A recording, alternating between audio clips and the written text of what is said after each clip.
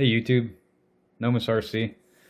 I just wanted to do a review of a weapon that I've been using for a little while, Airsoft. It's a Lancer Tactical LT-15. It's the low FPS version, so it's made for indoor close quarter battle. Very small rifle for what it is overall. I've had it completely apart. It seems to be a solid rifle. I haven't had any issues with it yet. It's easy to work on. It's easy to change the battery.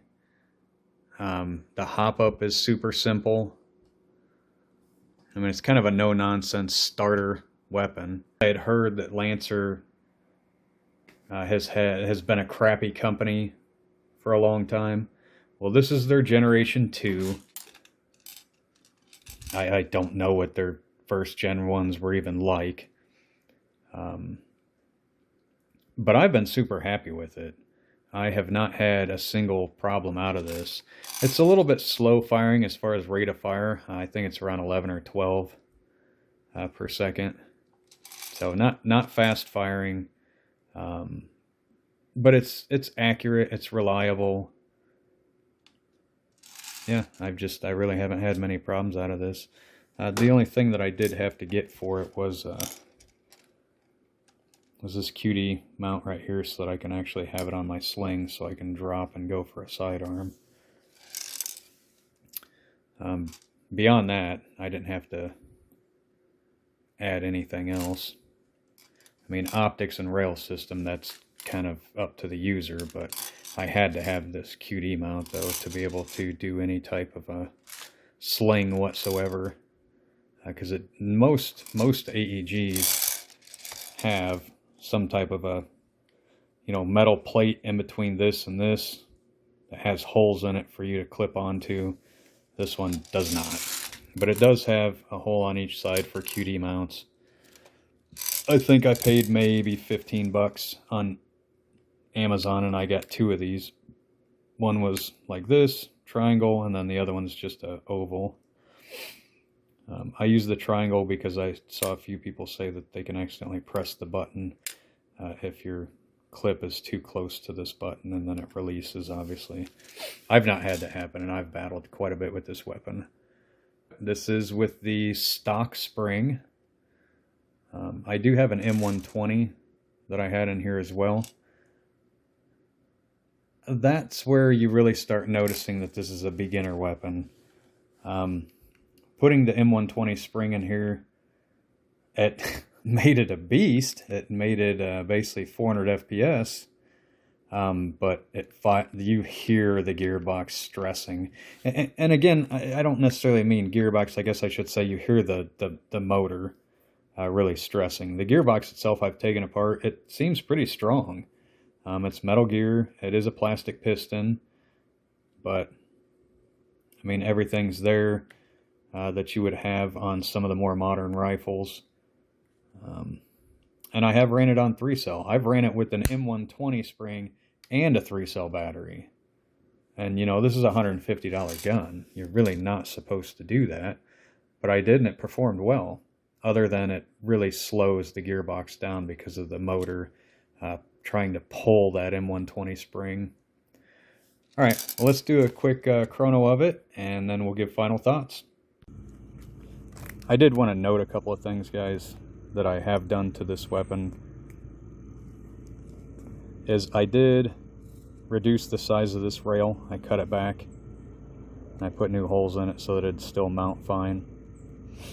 I put some electrical tape in between the mock suppressor and this so that it doesn't have any move. It doesn't flop around. The reason I cut this back is because the mock suppressor only came out to about here, and I don't know, it looked weird. It looks, I think, much better coming out this way. And I did go ahead and paint the weapon as well. It was originally black. Black is okay. I just wanted something different, and I used Krylon camouflage paint. That stuff is amazing. Something else to note, I did put something in the barrel here to hold the inner barrel, because the inner barrel moved around a lot out of the box. So just, you know, as a note, you could go to your hardware store or anywhere and locate something that has the same threads as this, their inner threads, and then screw it in to where it holds that inner barrel steady so that you get consistent, you know, firing accuracy. Alright, let's take a couple of shots and see what it's chronoing at. Again, this is the low FPS model. They claim it'll be 320 to 350 FPS.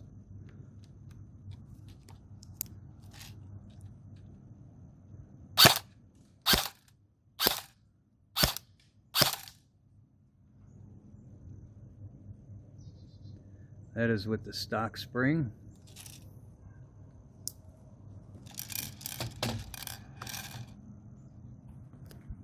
With the stock spring, we're at 348,